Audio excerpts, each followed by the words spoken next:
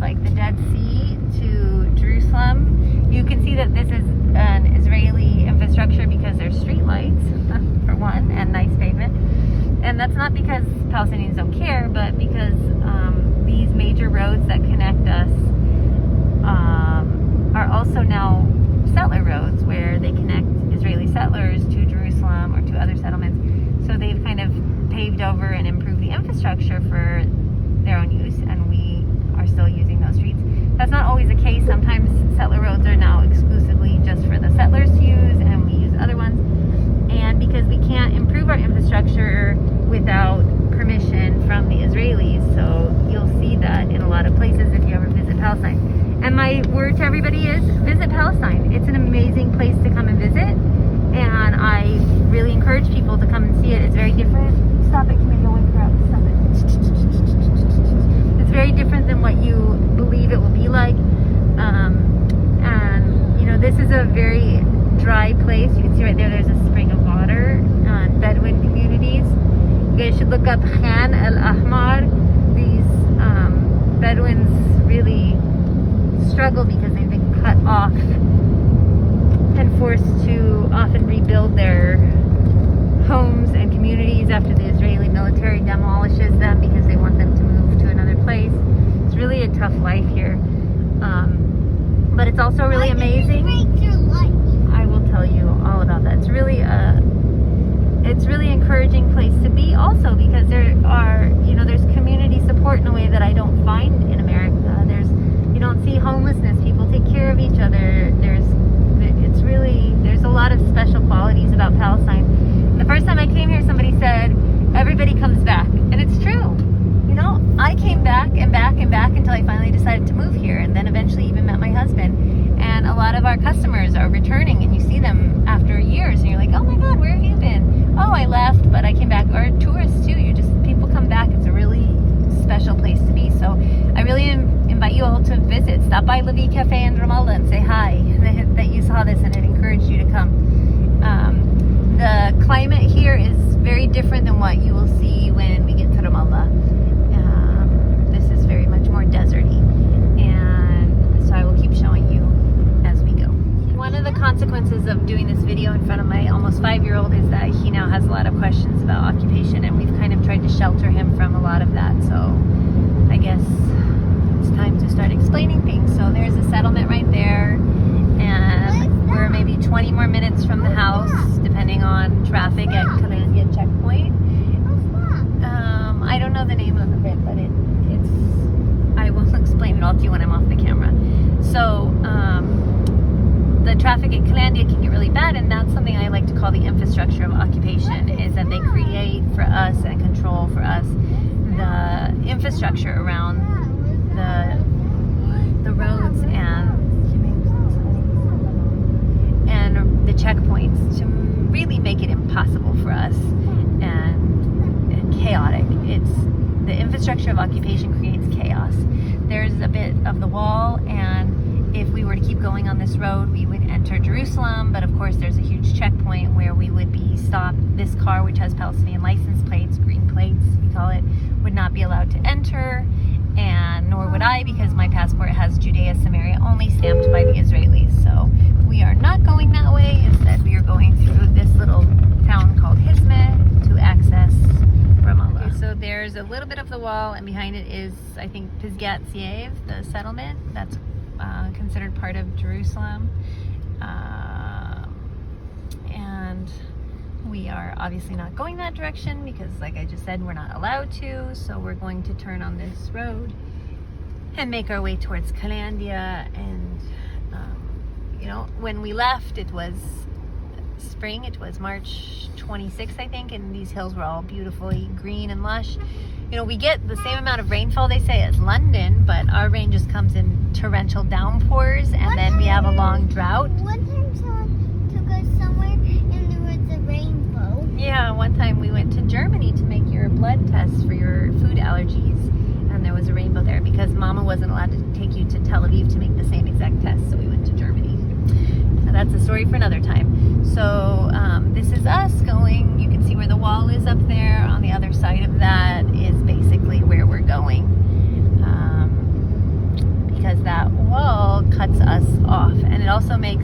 sure that we can't access Jerusalem or even see Jerusalem, and we have to go the long way around all the time. So our path could be from Ramallah to Jerusalem to Bethlehem, very direct and fast, and instead we have to go through Wadi Nar, the Valley of Fire, which used to be a very dangerous road. It's just everything about the infrastructure here makes life harder. So literally that's a brand new traffic circle. Never seen that before. Like I said, the infrastructure, it's constantly changing. Why the two-state solution they say is dead, because it's impossible. We live in these little enclaves. We call it Swiss cheese, and we're the holes that are not connected.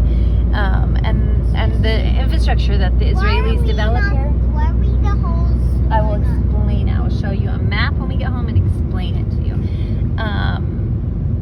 The infrastructure of the occupation, the illegal occupation that is the civil settlement.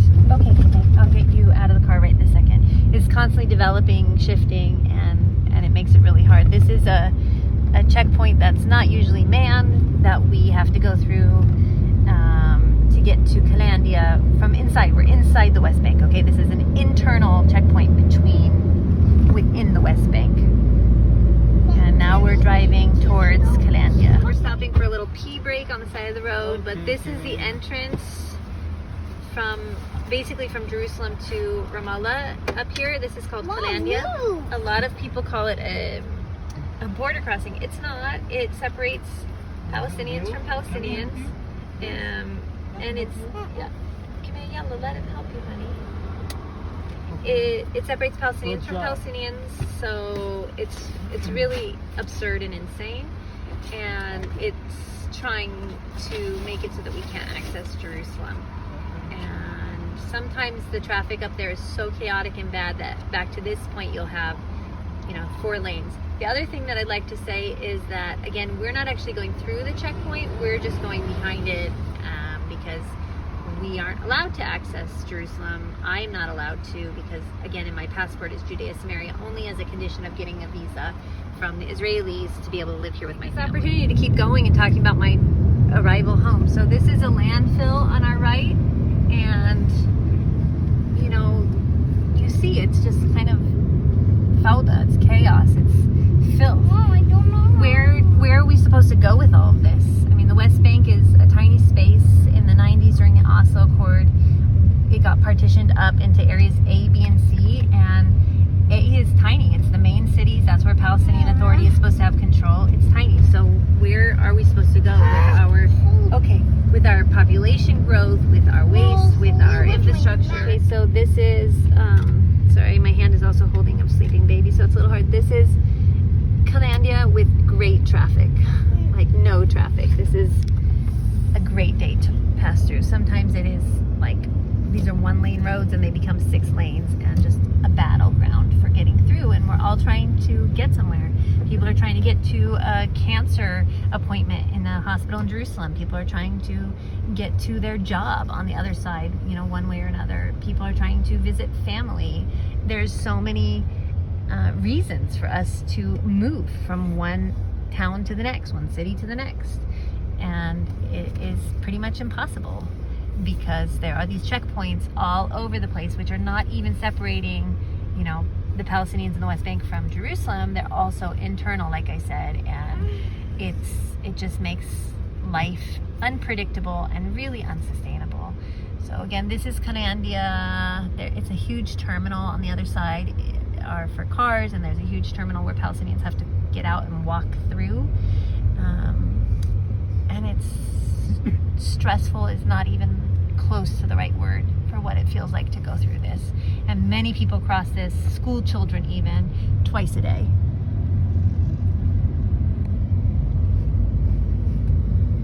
Okay, and now we are officially entering, well, not really actually, Ramallah. This is called Kufr Aqab. It's actually officially part of Jerusalem. People with Jerusalem IDs, blue IDs, live here, and it's considered Jerusalem so that they are legally residing in Jerusalem, but it's on the PA side of the wall. And it's also like total chaos because the PA is not allowed to come here. We're almost in Ramallah. The PA is not allowed to develop the infrastructure here or have police, traffic control. Do you see a rooftop garden? Ours. Oh no, we're not that close to our rooftop garden. And the Israelis aren't doing anything here. Even if we were in East Jerusalem, the Israelis don't take responsibility for the Palestinian infrastructure. I really see it. No, Mama, I promise you we're not that close yet. So it's just really chaotic. It's difficult to drive here. Battery low. Let's see if it'll make it home. But yeah, maybe we'll do one more video once we get home. If there's no traffic, we're maximum 15 minutes from our house. We're right in the center of Ramallah. We're having a conversation in the taxi, and I want to put this on the record also, that Nadi, the taxi driver, who's our neighbor, just said, oh my God, it was so bad. 2 days after you left the country, it was the start of a war. And it's good you weren't in here. I said, I'm so grateful that we weren't here because Kime's almost 5 and he shouldn't be exposed to that. And he said, oh no, he wouldn't have heard anything. And for me, especially as an American who, our wars are always, we wage those wars on other soil. Our children are not exposed in the same way that a Palestinian child is. So for me personally, I'm grateful that my son is shielded from all of that. And it doesn't matter if he didn't hear the sound. He wasn't living in Gaza. I'm translating exactly what I just said to Nadi. We don't let our children be children because they cannot. They learn the word occupation from the first days of their life. They learn the word army, permit, military, incursion. All of these in Arabic are in their vocabulary. Politics is in their life because it is such an oppressive machine that we live in and function in. So we don't remember that we should shield children as much as we can from all of that. A play area, huh? Can we do? No, Mama, we're going home to see Papa right now. And we don't let our kids be protected from that, mostly because we can't. And then because we can't, we don't even think about the words we use, like right now saying to me in front of my kids that there was a war. Of course you can't. Yeah, you can't hide that from them. They live it. Even in the bubble, they call it, that is Ramallah. It's still part of our life. Look at what my kids have struggled through with their mom to be able to come home and get back to their father. And now the question will be, what is a war? Okay, so we'll see how long my battery lasts. We are entering into Ramallah. This is still kind of the Al-Bireh side of it, but like literally within 1 minute. And we're kind of going the back way. So if you were to keep going on this road right here, you'll hit the Manara, which you actually can't because it becomes one way in the other direction, which is the main roundabout in Ramallah where the Hisbe, the vegetable market is. Yeah, it's right there. Yeah, now we recognize where we are. So we're going down a little bit back way towards Mustashfa Ramallah. Let me put my mask on. Mustashfa Ramallah, the Ramallah hospital. He knows the way. Yep, there's a falafel place up here. Nadi's house is right up here. This is Mukhayyam Kadura. It's a refugee camp from before 67, I think. من قبل من امتى مخيم كدورة؟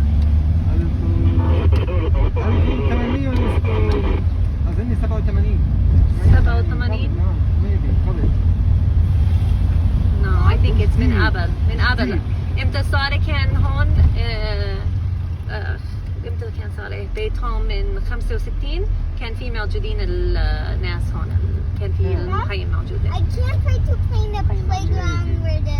Cool. So this is, I'm happy for you, Kime, but we don't buy that candy because you have allergies. This is Mustashfa Ramallah, the main hospital, and now we're just going to make a circle because it's one-way streets, and I'm going to try to keep you on this because I'd like you to see our homecoming, which we're really excited about. We've been waiting a long time, and I haven't let myself feel exhausted or frustrated or anything like that except for losing my stroller in the airports. Then I lost my car seat. Yeah. I saw it before my mom. The airplane lost his car seat, but things are what they are, and mostly we've just taken all of this stuff as it comes because it is what it is. So this is Ramallah. Ramallah in the 60s was gorgeous. Green, green, green. The municipality has really failed, so here's my message to the municipality. Please plant native trees, plant a lot, let it be a beautiful green city. It was once called the Green City. Trees everywhere. I mean like canopies of trees. It was gorgeous. So this is the road that comes down to the Dwarsi'a, the clock circle, also known as Arafat Square. And it is the second traffic circle right in the center of town. Okay, it's about to become a one-way road if she can do her 7-point turnaround. and let us go.